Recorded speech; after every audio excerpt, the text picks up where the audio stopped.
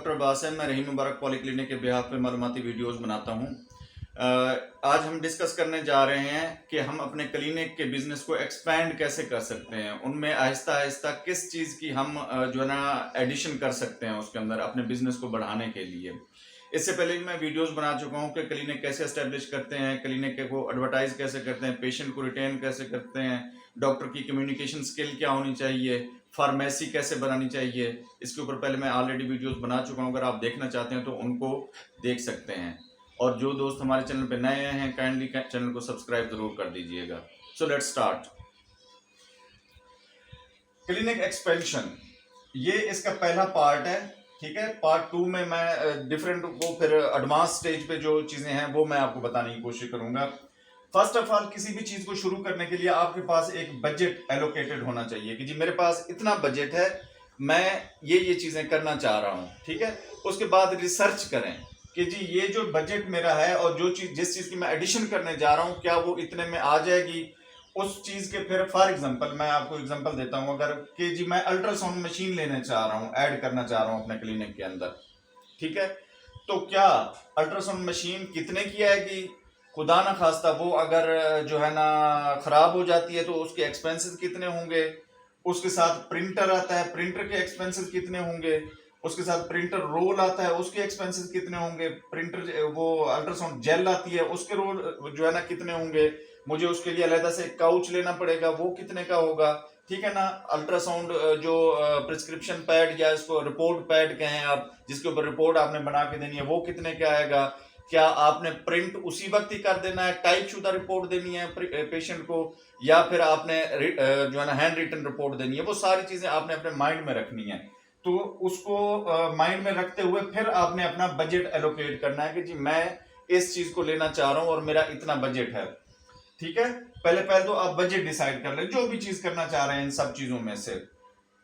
उसके बाद आपने एक क्लिनिक शुरू किया है, ठीक है, आप बैठे हैं, आपकी माशाल्लाह ग्रोथ हो रही है, पेशेंट आपके नंबर ऑफ पेशेंट्स बढ़ रहे हैं डेली के।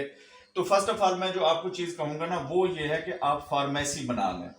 क्लिनिक के अंदर इंटरनल फार्मेसी आप बना सकते हैं। मैंने एक वीडियो भी बनाई हुई है फार्मेसी के ऊपर कि फार्मेसी आप कैसे सेट कर सकते हैं इंटरनली, ठीक है। इंटरनल फार्मेसी के ऊपर कोई आपको लाइसेंस वगैरह की जरूरत नहीं होती। आप अपने क्लिनिक के अंदर जिसमें सिर्फ क्लिनिक के पेशेंट ही मेडिसिन लेंगे वो आप बना सकते हैं, उसके लिए किसी लाइसेंस की जरूरत नहीं होती आपको, ठीक है।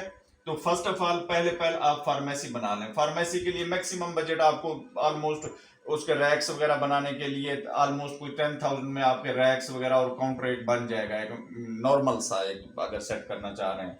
हाँ हाई लेवल पे करना चाह रहे हैं तो फिर उसके लिए बजट आपको बढ़ाना पड़ेगा। और इसी तरह इसके अंदर ऑलमोस्ट कोई 30,000 की इनिशियली मेडिसिन आपकी आ जाएंगी इस वक्त जो मेडिसिन की प्राइस है, ठीक है। 30,000 की मेडिसिन आपके लिए इनफ हो जाएंगी। आप एक वीक का स्टॉक मंगा लें और एक वीक बाद उसको अपडेट करते जाएं वीक में, ठीक है। तो या फिर मेडिकल रैप्स जो आते हैं आप उनको भी जिम्मे लगाते जाते हैं कि जी ये मेडिसिन आप मुझे जो है ना वो ये प्रोवाइड करते जाएं, जो भी जिनके साथ भी आपकी अलग सेलेक्ट हो जाए या जिनको जो आपको समझ आने लग जाए चीजें वहां पे, ठीक है।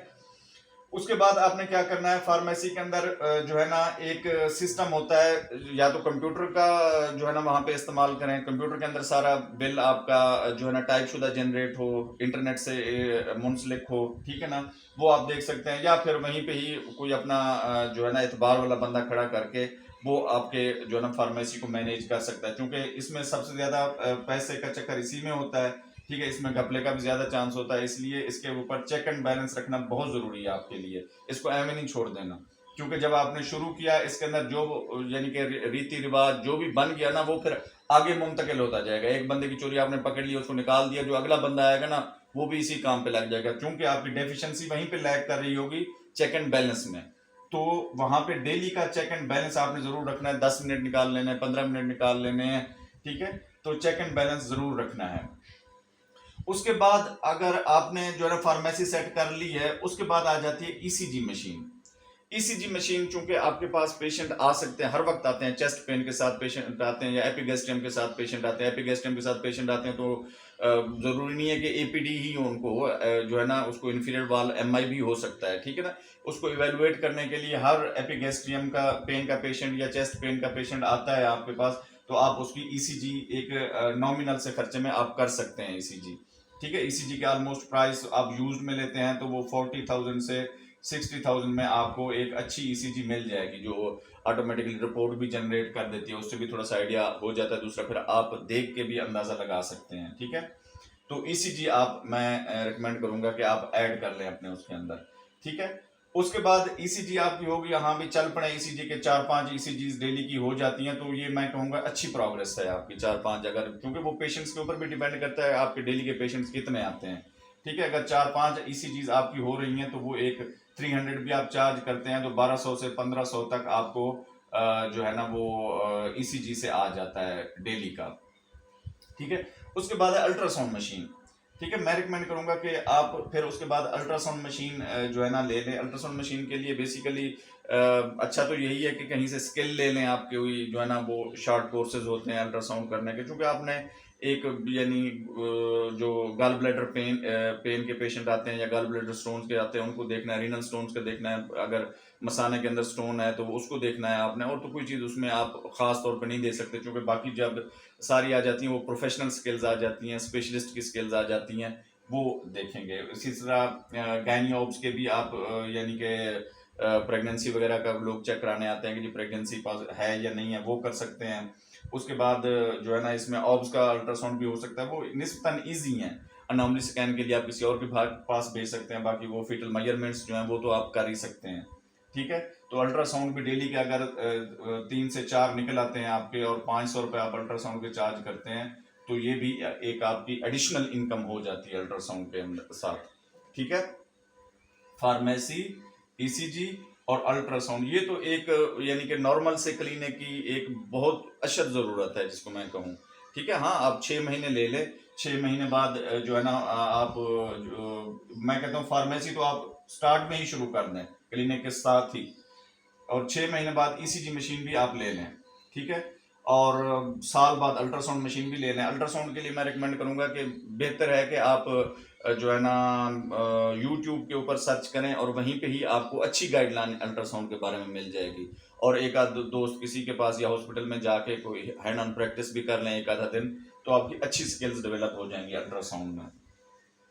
उसके बाद आप क्या करना है, फिर चीज़ों को सीरीज वाइज लेते चलें, 2 महीने बाद 3 महीने बाद जैसे जैसे आपके पास बजट बनता जाए एमओटी सेट कर लें, ठीक है ना। माइनर ऑपरेशन थिएटर, इसमें आप सिबेशियस सिस्ट आ जाती है या कोई और भी पस्ट्यूल्स आ जाते हैं जिनको आपने जो है ना ड्रेन करना होता है, वो आप कर सकते हैं। स्टिचेस वगैरह स्टार्ट कर सकते हैं वहाँ पे लगाने, ठीक है। एमओटी के लिए थोड़ा सा आपको यानी कि जो लोकल एनेस्थीसिया में होने वाले आइटम्स हैं उनको आप कर सकते हैं एमओटी अगर आपके पास अवेलेबल है तो, लेकिन इसके लिए आप जो है ना जो स्टेरिलाइजेशन का सिस्टम है उसको इम्प्रूव करना होगा, क्योंकि हमारे जो है ना मुल्क में कम्युनिकेबल डिजीजेस बहुत ज़्यादा कॉमन हैं, जिसमें हेपेटाइटिस खास तौर पे आ जाता है। इसी तरह और भी प्रॉब्लम्स हैं जो कि कम्युनिकेट हो सकती हैं एक पेशेंट से दूसरे पेशेंट को, इसलिए स्टेरिलाइजेशन का सिस्टम आपने अपना बहुत अच्छा रखना है कि स्टेरिलाइज उनको अच्छे तरीके से कर लेना है। वो आपके लिए भी ज़रूरी है क्योंकि आपको भी खुदा न खास्ता पेक हो सकता है और पेशेंट के लिए तो है ही ज़रूरी, ठीक है। जो माइनर जो है ना वो प्रोसीजर्स हैं आप वहाँ पे एमओटी में कर सकते हैं।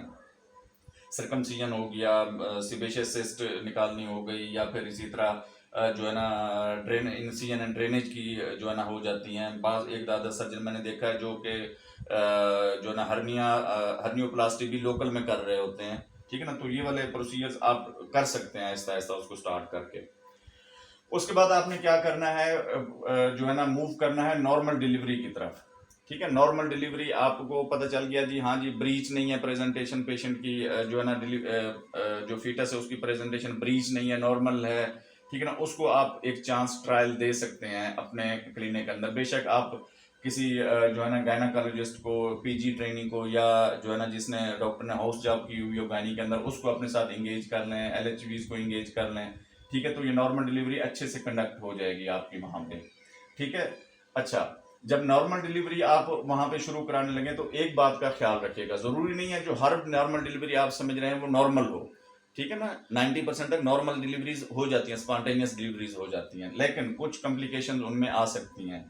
इसके लिए आपने क्या करना है, अपने बैक एंड पे जो है ना किसी हॉस्पिटल को आपने रखना है, ठीक है ना, जिसके अंदर फिर ऑपरेशन थिएटर की सहूलत भी मुयस्सर हो, ठीक है ना। बैक एंड पे उस पर रखना है कि भाई हम अपने पेशेंट आपके पास रेफर करेंगे, ठीक है ना। जो यानी कि हमारे पास कॉम्प्लिकेटेड पेशेंट्स आ जाते हैं या इवन कोई भी सर्जिकल प्रोसीजर आ जाता है, हम आपको रेफर किया करेंगे। तो आपने हमारे बैक एंड पे रहना है, हमारे पेशेंट्स को रिजेक्ट नहीं कर देना उस वक्त, उनको एक्सेप्ट करना है। ये चीज़ें उनके साथ आपने तय कर लेनी है, ठीक है ना। अदरवाइज ये ना हो फिर वो ब्लैकमेलिंग पे आ जाते हैं कि आपसे पेशेंट अगर ख़राब हो गया है तो हम इसके चार्जेस इतने लेंगे।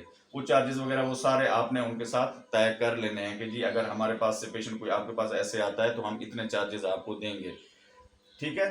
उसके बाद जब ये वाली चीज़ें आपकी एस्टेब्लिश हो जाएं और आप कॉन्फिडेंट हो जाएं कि जी हाँ जी अब मेरा क्लिनिक जो है ना अर्निंग उसमें आ चुका है, मेरा क्लिनिक की एक जो है ना नॉर्मल एक लाइन पे चल चुका है कि मैं अब और फर्दर स्टेप्स ले सकता हूँ।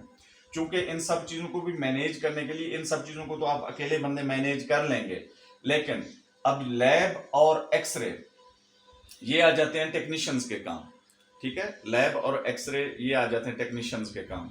अब लैब, इंटरनल लैब आप रख सकते हैं, मेरा नहीं मुझे श्योर नहीं है इसके बारे में कि आपको इसके लिए बंदे की ज़रूरत होती है या नहीं, पैथोलॉजिस्ट की ज़रूरत होती है या नहीं होती, आई एम नॉट श्योर, लेकिन मेरा जहाँ तक ख्याल है कि ज़रूरत नहीं होती। बहरहाल इसको कंफर्म कर लीजिएगा, ठीक है। और लैब टेक्नीशियन को आप साथ रखते हैं, ठीक है, तो आप लैब भी स्टार्ट कर सकते हैं, लेकिन कीप इन माइंड, ठीक है, लैब जब आप स्टार्ट करने लगे हैं तो अपने माइंड में रखें कि आपके इतने सैंपल्स हो जाते हैं। फॉर एग्जांपल मिनिमम आपके जो है ना डेली के 4 सीबीसीज हो जाते हैं, ठीक है ना। फिर आपने सीबीसी एनालाइजर लेना है, ठीक है। उसकी रीज़न ये है कि जब एक दफ़ा आप सीबीसी एनालाइजर को स्टार्ट करते हैं तो वो 4 सैंपल्स का आपसे केमिकल लेता है, ठीक है। केमिकल 4 सैंपल्स का आप डालेंगे तो ही वो जो है ना उसका टेस्ट आएगा। अदरवाइज अगर एक भाई मैं एक ही सैंपल का रिएजेंट डाल के तो मैं रिजल्ट ले लूँ, ऐसा नहीं होगा, ठीक है ना। आपने 4 सीबीसीज अगर आपके पास हो जाते हैं या 3 हो जाते हैं इवन, तो फिर आप सीबीसी एनालाइजर लें। बायोकेमिस्ट्री एनालाइजर जो है उसको तो आप ले सकते हैं, ठीक है ना, वो तो आमतौर पे निकलते ही रहते हैं, वो तो यानी कि LFTs, RFTs, यूरिक एसिड, ये सारी चीज़ें होती ही रहती हैं, नॉर्मल रूटीन के टेस्ट हैं, ये तो होते ही रहते हैं। और इसकी सबसे बड़ी खूबी ये है कि एक सैंपल अगर आप जो है ना वो कर रहे हैं, टेस्ट कर रहे हैं, तो उसके लिए एक सैंपल का ही आपको रिएजेंट चाहिए होगा, ठीक है। तो ये बायोकेमिस्ट्री एनालाइजर सबसे पहले आप ले लें, ठीक है ना। सीबीसी एनालाइजर को थोड़ी सा डिले भी कर सकते हैं, या अगर इकट्ठे पैकेज बनाना चाहें तो वो बना सकते हैं, आप ले सकते हैं, ठीक है। उसके बाद आ जाता है एक्सरे। एक्सरे के लिए मैं आपको रिकमेंड करूंगा, इसके लिए भी जो है ना टेक्नीशियन की जरूरत होती है और इसके लिए भी टेक्नीशियन की जरूरत होती है, ठीक है। एक्सरे, लेकिन मैं आपको रिकमेंड करूंगा कि आपने डिजिटल एक्सरे लेना है, ठीक है ना। जो कन्वेंशनल है वो उसका रिजल्ट इतना नहीं होता और उसको प्रेफर आजकल नहीं किया जाता, ठीक है। एक दफ़ा तो पेशेंट आपके पास आ जाएगा अगर आपने कन्वेंशनल लगाया हुआ है एक्सरे, एक दफ़ा तो पेशेंट आ जाएगा एक्सरे कराने, लेकिन वो रिजल्ट से जब सेटिस्फाई नहीं होगा अगली दफ़ा कोई भी नहीं आएगा, ठीक है। डिजिटल एक्सरे होगा और अच्छा टेक्नीशियन होगा आपका, क्वालिफाइड टेक्नीशियन, तो वो अच्छा एक्सरे करेगा, जिससे फिर जो है ना रिजल्ट्स भी अच्छे आएंगे और आपकी नेक नामी भी होगी उससे, ठीक है। ये सारी चीज़ें माइंड में रखिएगा कि स्टेप वाइज आपने करनी है, यकदम जाके इन्वेस्ट नहीं कर देना। यकदम इन्वेस्ट अगर करना है तो उसके लिए जो है ना मैं बहुत जल्द एक जो है ना हेल्थ केयर एंटरप्रेन्योरशिप की सीरीज शुरू करने लगा हूँ, तो उनको आप फॉलो कर सकते हैं। उम्मीद है ये मालूमाती वीडियो आपको पसंद आई होगी। हमारे चैनल को लाइक, सब्सक्राइब और दोस्तों के साथ शेयर ज़रूर कीजिएगा। शुक्रिया। Audio Jungle.